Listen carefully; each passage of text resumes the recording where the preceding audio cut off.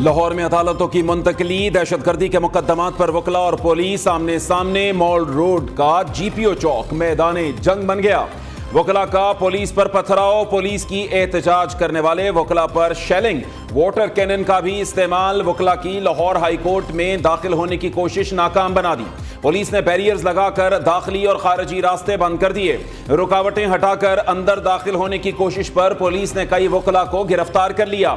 मुतअद्दिद जख्मी हो गए। वकला गर्दी से लाहौर पुलिस के मुतअद्दिद अफसरान और जवान जख्मी। जख्मियों में 2 SPs, 1 DSP जख्मी, 2 SHOs और 12 पुलिस जवान शामिल।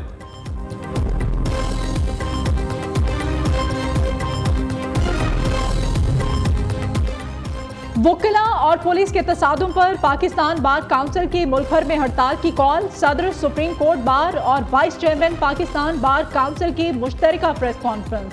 कहा, साबिक chief justice Lahore high court ने मुतालिबात पर तवज्जो नहीं दी, जिससे ये नौबत आई। हम पूरे मुल्क के वकला को लाहौर में इकट्ठा करेंगे। कराची बार एसोसिएशन का भी अदालतों के मुकम्मल बॉयकॉट का ऐलान।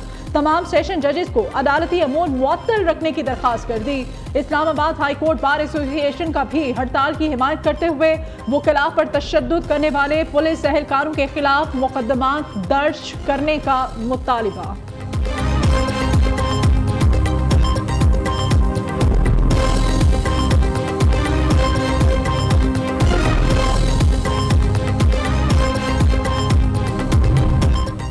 पंजाब हुकूमत की IG को वकला के खिलाफ ताकत के इस्तेमाल से गुरेज बरतने की हिदायत। वज़ीर आला पंजाब मरीम नवाज कहती हैं, वकला भी लाहौर हाई कोर्ट के साथ मामलात खुश उसलूबी से हल करें। वफाकी वज़ीर कानून सेनेटर आज़म नज़ीर तारड़ का वज़ीर आला पंजाब से टेलीफोनिक राबता। वकला एहतजाज से पैदा सूरत हाल पर बातचीत की गई।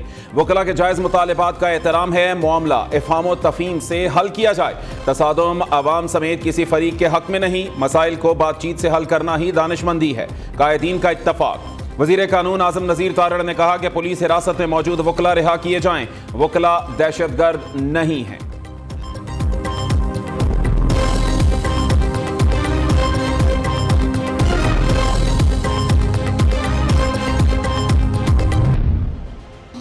आईन पाकिस्तान का जो है, इसको सिर्फ एक कागज का टुकड़ा ना समझा जाए। ये वो जंजीर है जो पाकिस्तान की आवाम को इसने इकट्ठा बांधा हुआ है। 9 मई एक साजिश थी। हम सारों के पास कोई जदीद किस्म की टेक्नोलॉजी, कोई खलाई मखलूक ने हमें दी थी कि हम लोग सारे शहरों में यक वक्त वहां पे पहुंच के हमने ये सारे काम करके हम लोग गायब हो गए। ये सारी चीजें क्यों हुई? लंदन प्लान का हिस्सा। ये टारगेट कौन?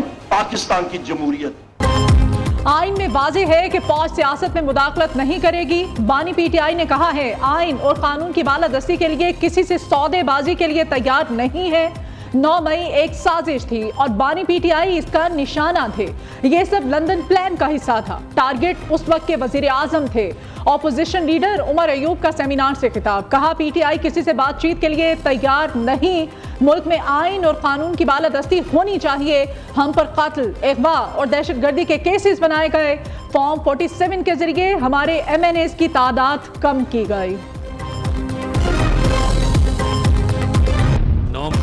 9 मई का वाकया तारीख का स्याह तरीन बाब है। उस दिन मुल्की दिफा को कमजोर करने की घिनौनी साजिश की गई। वाकयात मुनज़्ज़म मनसूबाबंदी से किए गए। फितना फैलाने वाले टोले ने अपने ही मुल्क पर हमला किया। मुलव्वस अफराद को क्या सजा मिली, उस पर भी बात होनी चाहिए। वज़ीर इत्तलात अता तारड़ की प्रेस कॉन्फ्रेंस। कहते हैं, 9 मई को शोहदा के मुजस्सिमों की बेहुरमती की गई। सियासी मकासद की खातिर मुल्की सालमियत पर हमला किया गया। इंतशारी टोले का मकसद मुल्क में बर्बादी फैलाना था। इख्तलाफ था तो सियासी जमातों के खिलाफ एहतजाज करते।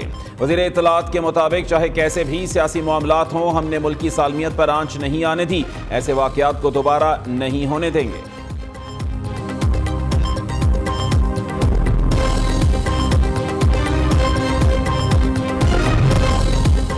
आइन के तहफ़्फ़ुज़ और सरबलंदी की खिदमत गिनवाने के लिए PTI को किसी सेमिनार की ज़रूरत नहीं। मुशर्रफ मार्शल लॉ का खैर मकदम और इसके रेफरेंडम का हर अवल दस्ता बनना आइन के तहफ़्फ़ुज़ की मिसालें हैं। रेड जोन में 4 माह का धरना, पार्लियामेंट और PTV पर हमला भी मिसालें हैं। रहनुमा मुस्लिम लीग नून सेनेटर इरफान सदीकी का उमर अयूब बयान पर रद्द अमल। कहते हैं, जर्नैलों के जरिए इक़्तिदार में आना, सियासी मुखालिफिन के खिलाफ मुकदमे बनाना, जजेस के खिलाफ रेफरेंस दायर करना, फौज को अपनी सहूलतकारी के लिए इस्तेमाल करना और इसकी मिसालें हैं। तहरीक अदम एतमाद पर असम्बली तोड़ना और कौमी राजों को सियासी मुफाद का खिलौना बनाना भी इसकी मिसालें हैं। चेयरमैन पब्लिक अकाउंट्स कमेटी के लिए पीटीआई क़यादत का शेख वकास अकरम के नाम पर इत्तफाक। शेर अफजल मरवत के बाद साहबजादा हामिद रजा की भी छुट्टी। पीटीआई पॉलिटिकल कमेटी में शेख वकास अकरम के अलावा अली मोहम्मद खान का नाम भी जेर बहस आया। जरा का कहना है कि बानी पीटीआई ने भी शेख वकास अकरम के नाम की मंजूरी दे दी। पीटीआई की सियासी कमेटी 1-2 रोज में नाम स्पीकर को भेजेगी।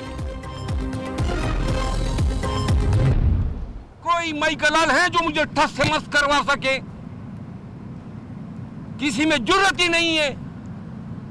मैं खान के लिए निकला था, इनकी कोई हैसियत ही नहीं है मेरे सामने। मैं खान का सिपाही हूं और खान के काज के लिए लड़ा हूं और जब भी खान कहेगा निकलूंगा, लेकिन ये बीच में नहीं होंगे।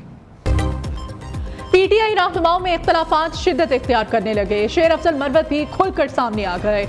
उमर अय्यूब और शिबली फराज को आड़े हाथों लिया। इल्जाम लगाया वो अब बानी पीटीआई के अलावा किसी के अहकामात मानने को तैयार नहीं। बानी पीटीआई से मुलाकात में शिबली फराज और उमर अय्यूब रुकावट हैं। हमारे अपने लोग हमारी टांगे खींच रहे हैं। पीटीआई को सिंध से खैबर पख्तूनख्वा तक उठाया। ये जमात मुर्दा घोड़ा बन चुकी थी।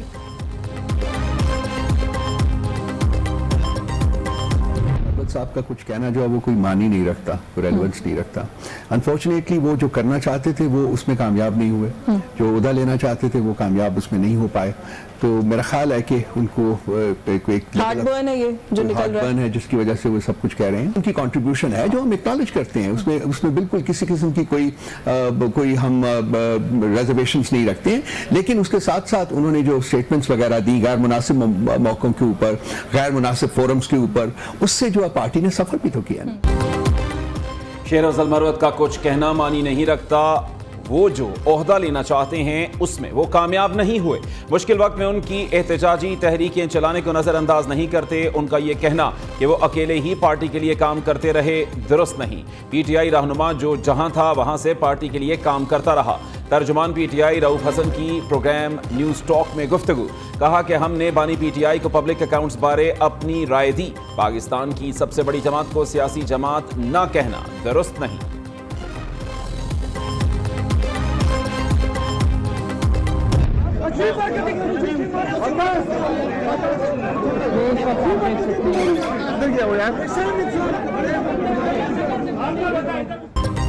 आईना उनको दिखाया तो बुरा मान गए। यूट्यूबर सहाफी के सवाल पर शेर अफजल मरवत बुरा मान गए।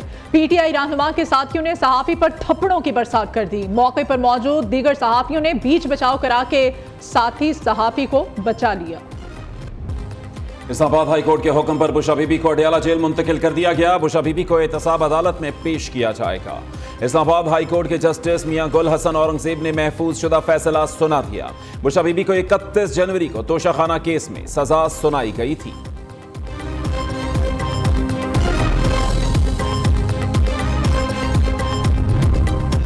इस्लामाबाद हाई कोर्ट के जस्टिस मोहसिन अख्तर कयानी और जस्टिस बाबर सत्तार के खिलाफ सोशल मीडिया मुहिम पर अहम पेशरफ्त। इस्लामाबाद हाई कोर्ट ने तौहीन अदालत की कार्रवाई के लिए 2 लार्जर बेंच तश्कील दे दिए।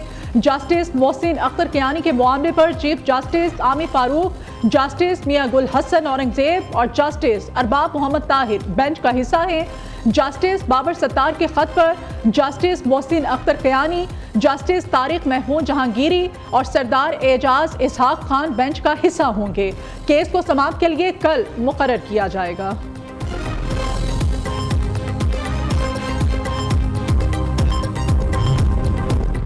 तालीम के बगैर कोई कौम तरक्की नहीं कर सकती। पाकिस्तान चैलेंजेस पर काबू पाकर एटमी ताकत बना। वज़ीर आज़म शहबाज शरीफ का कौमी तालीमी कॉन्फ्रेंस से खिताब। कहते हैं पाकिस्तानी कौम किसी भी चैलेंज का सामना करने की सलाहियत रखती है। 2 करोड़ 60 लाख बच्चे पाकिस्तान में स्कूल नहीं जाते। वज़ीर आला पंजाब मरीम नवाज सूबे के अवाम को सेहत की बेहतर सहूलियात देने के लिए सरगर्म। मरीम नवाज की ज़ेर सदारत हेल्थ रिफॉर्म से मुताल्लिक़ खुसूसी इजलास। वज़ीर आला का साबिक़ दौरे हुकूमत में हेल्थ पर तवज्जो न देने पर अफसोस का इजहार। मरी अस्पताल प्रोजेक्ट में सरकारी खजाने को 4 अरब रुपए नुकसान पहुंचाने पर शदीद इजहार बरहमी। कानूनी कार्रवाई का भी फैसला। कहा कि साबिक दौरे हुकूमत में अवाम को सेहत की सहूलियात पहुंचाने में रुकावट डालना इंतहाई तकलीफदेह और अफसोसनाक है। अवाम के रुपए पैसे की हिफाजत हमारा फर्ज है, नुकसान पहुंचाने की इजाजत नहीं दे सकते। हर डिस्ट्रिक्ट में अवाम के लिए state of the art health facility बनाना चाहते हैं। आम आदमी को इलाज की आला तरीन सहूलियात देंगे। इजलास में अटक, लैया, मियांवाली, विहाड़ी, भक्कर और जहलुम में पब्लिक प्राइवेट पार्टनरशिप से मेडिकल कॉलेज के क़याम की तजवीज़ का भी जायजा।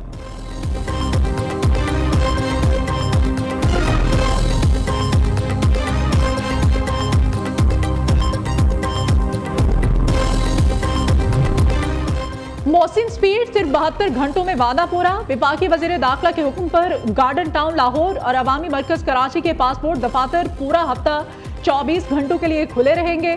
Directorate general immigration and passports ने नोटिफिकेशन जारी कर दिया है। नून लीग और पीपल्स पार्टी में पंजाब से मुताल्लिक तहरीरी मुआहिदे के तहत नून लीग पंजाब में रवां बरस बल्दियाती इलेक्शन कराने की पाबंद होगी। पंजाब में पीपल्स पार्टी मुखालिफ इंतजामी अफसर तयनात नहीं किए जाएंगे।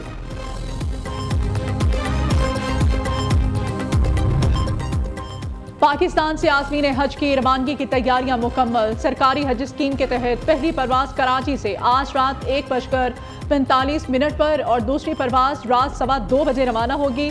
पहले रोज 11 परवाजों के जरिए 2160 आज़मीन रवाना होंगे। 259 हज परवाजों के जरिए 68,000 आज़मीन हजाज मुक़द्दस जाएंगे। सरकारी स्कीम के तहत हज ऑपरेशन 9 जून तक जारी रहेगा। खैबर पख्तूनख्वा में इंसदाद पोलियो मुहिम में वालिदैन का गैर जिम्मेदाराना रवैया। 25 अजला में 78,000 से जायद बच्चे पोलियो कतरों से महरूम रह गए। इमरजेंसी ऑपरेशन सेंटर की रिपोर्ट के मुताबिक सुबह भर में 18,000 से जायद वालिदैन ने बच्चों को पोलियो कतरे पिलाने से इनकार किया। कतरे ना पिलवाने के सबसे ज्यादा केसेस पेशावर में रिपोर्ट।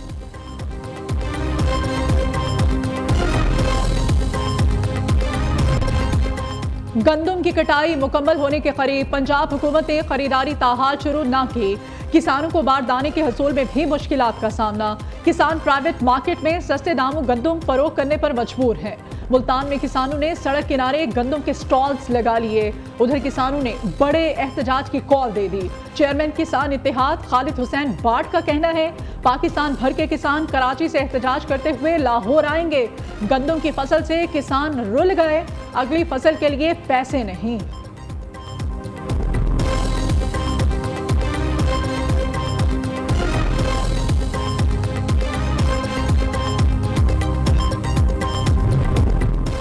पंजाब हुकूमत का गंदम ना खरीदने का फैसला। पंजाब हुकूमत के पास 1 साल के लिए 22,70,000 टन गंदम मौजूद है। ज़राए महकमा खुराक का कहना है कि पंजाब के 95% किसान अपनी गंदम फरोख्त कर चुके। किसान का नाम लेकर मिडलमैन शोर मचा रहे हैं। मरीम नवाज मिडलमैन की बजाय किसानों को बराह रास्त फायदा देना चाहती हैं। गंदम खरीदारी के अरबों रुपए बचाकर किसान कार्ड और दीगर सहूलियात फराहम की जाएंगी। पंजाब हुकूमत ने गंदम की खरीदारी के लिए 3900 रुपए फी मन गंदम का रेट मुकर्रर किया था।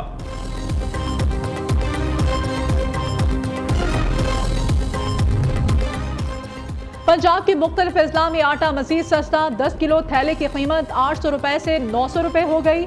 20 किलो आटे के थैले की कीमत 2800 से कम होकर 1800 रुपए हो गई। चिकन की कीमतों में भी नुमायां कमी। मुर्गी के गोश्त की फी किलो कीमत में 100 रुपए से जायद की कमी। सूबाई वजीर खुराक बिलाल यासीन कहते हैं, आटे की कम कीमत पर बिला तातुल फ्राहमी से गरीब आदमी का बुनियादी मसला हल हुआ। आम आदमी को रिलीफ फ्राहम करना पंजाब हुकूमत की अव्वलीन तरजीह है।